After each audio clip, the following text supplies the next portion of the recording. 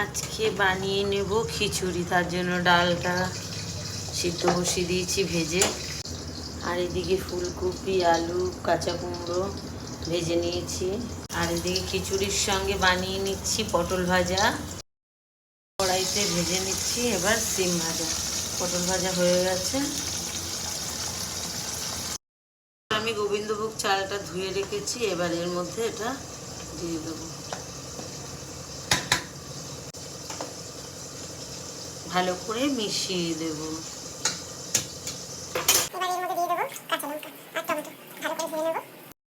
নেব আলু,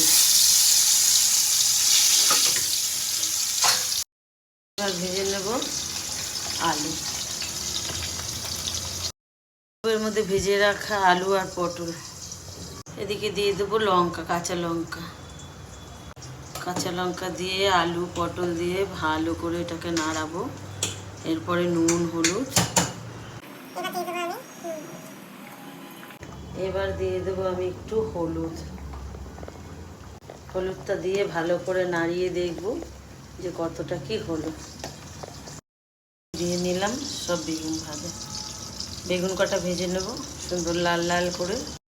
হয়ে এসছে, এবার দিয়ে দেবো ফুলকপি আর কুমড়ো ভাজা।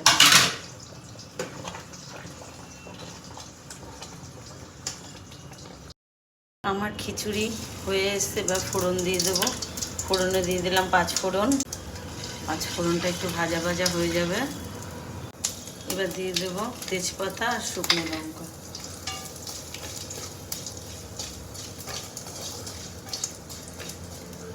আর এদিকে দিয়ে দিলাম একটু জিরে,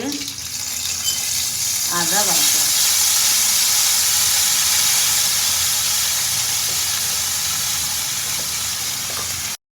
দেবো এর মধ্যে দুটো টমেটো। মশলাটা দিয়ে সুন্দর একটা গন্ধ বেরিয়ে গেছে। এবার আমি এটা খিচুড়ির মধ্যে ঢেলে দেবো। মিষ্টি আমি খাই না, তাও একটুখানি মিষ্টি দিচ্ছি। খুব সুন্দর একটা কালারও এসে গেছে। এবার আমি এটা ফোড়নে দিয়ে দেবো। তো আমি এটা খিচুড়ির মধ্যে ঢেলে দিলাম।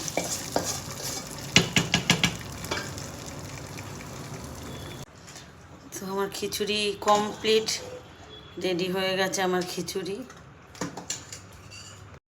তো আজকে আমার রেডি। আজকে একটু নতুনত্বভাবে করব। আজকের খিচুড়ির নাম হলো ধনেপাতার খিচুড়ি। রোজই তো গরম মশলা দিয়ে বানাই, আর ঘি দিয়ে আজকে ধনেপাতার খিচুড়ি রেডি। আমার গরম গরম খিচুড়ি। কে কে খাবে আসো। আর এখানে ভাজা।